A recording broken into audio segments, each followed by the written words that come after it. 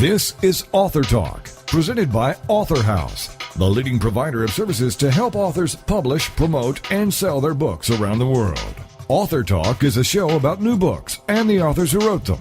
It's an opportunity for prospective readers to hear directly from the writers, to hear what inspired them to write and publish, and to hear all the inside details about their books. Here is Author Talk with host Steve Jorgensen. The title of the book, Because I Believed in Me. My Egyptian fantasy came true, and the author is Randi D. Ward, and Randi joins us now on Author Talk. Hello, Randi. Good morning. How are you? Well, this is an amazing lady, everyone. She took a dream, which most of you, probably including me, the first time I met Randi, it's hard to imagine how much she's accomplished as she calls herself, this, just regular American who has a lot of experience as a teacher and just wanted to have an adventure story in Egypt. She wanted to have an adventure. Well, it's become more than an adventure, hasn't it? Yes, much more than that. It's become a whole career change, a whole life change. Yeah, a whole lifestyle. I mean, it's everything. Yes. And it's a love story. I mean, your book is a true love story, an adventure story of Egypt, written by an ordinary American teacher, world traveler. And here you are, using modern technology now to teach little ones in Egypt because of your dream and because of your book. That's amazing, Randi. Yes, it is, and that will happen very soon. I've always taught high school and older students, but soon I will be teaching at a school called 6 October Nursery. It's a suburban Cairo, and I'm going to be teaching 2 to 5-year-olds English via Skype with a big screen TV at the nursery and teaching at home via Skype. It should be an interesting experience and something totally unique and different, and I'm looking forward to the challenge. Well, you wanted to become, why the interest in Egypt? Why was that? How did it start? Well, I've always, as a child, I always wanted to go to Egypt. And in 1996, I went on a 10-day tour with my husband, okay? And it was amazing, but, I was a tourist, so I really didn't get enveloped, into the culture. I was just kind of like a tourist and seeing things from Alexandria to Luxor. But I never forgot that trip, and I never forgot the people. Even then, they captured my heart. And so when I joined Facebook in 2009, I started meeting Egyptians online because of my interest in the antiquities there, and I was offered a job to go and teach. So I did.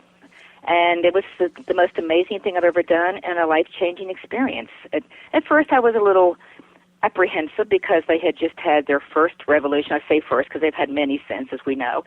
And things were still not stable, but I decided, hey, why not, So I gave it a try, and I was there for 3 months, and I did experience some of the violence and all that, but I still was not afraid. It was just an incredible adventure and the most amazing teaching experience of my life.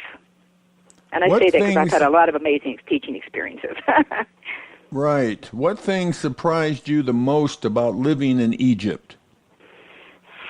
Well, how the Egyptians embraced me.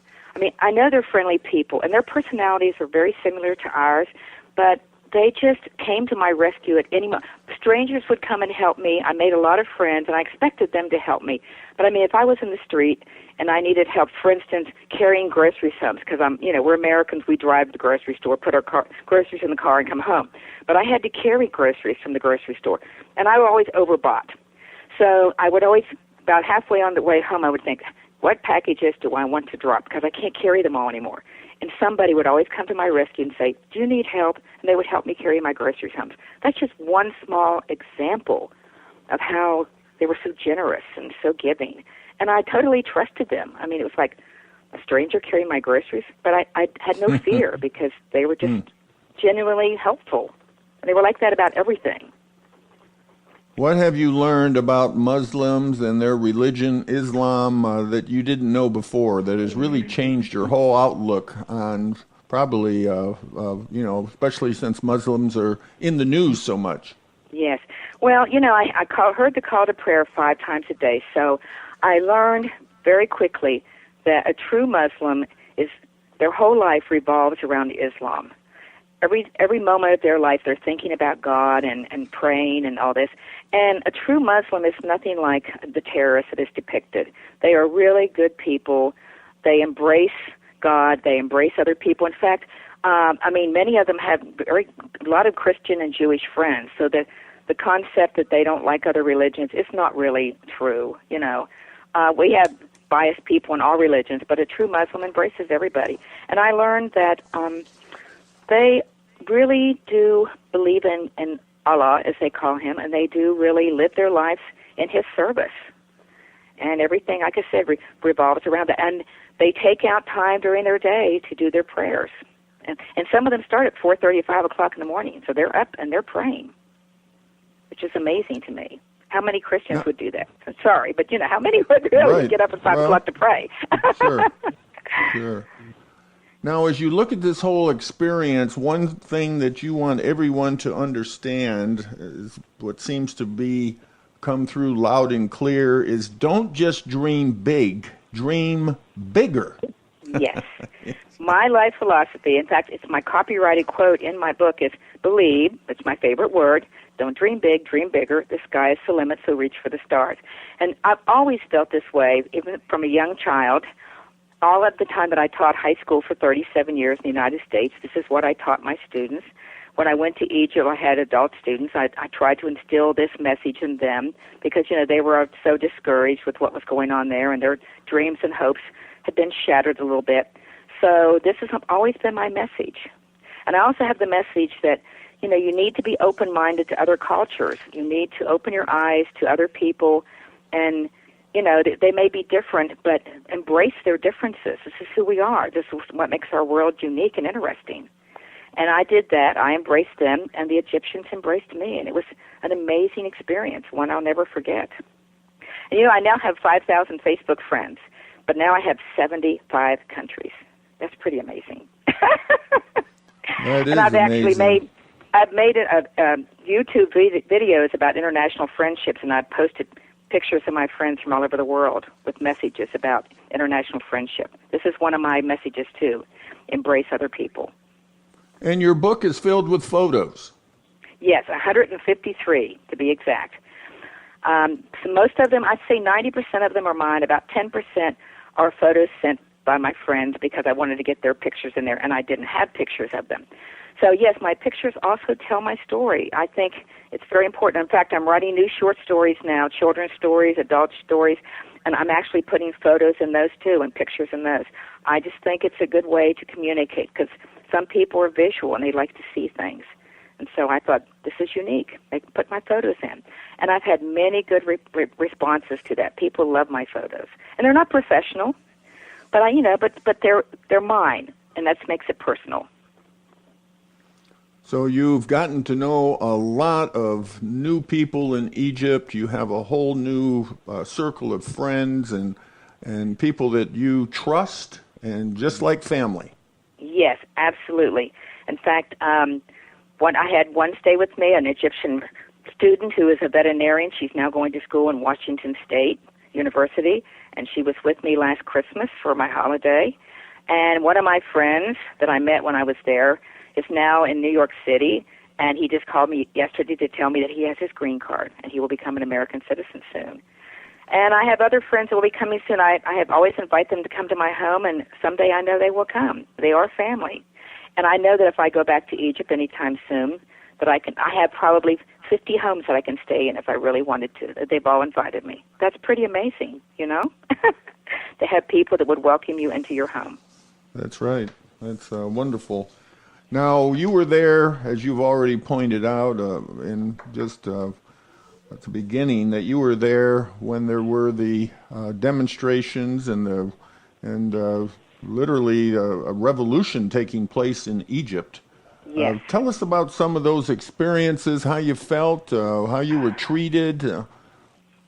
Well, I was there when I was teaching. The first time I went, to be honest with you, was May 2011, after the January-February Revolution, the first one, the one they call their independence, which now is kind of, maybe not so true.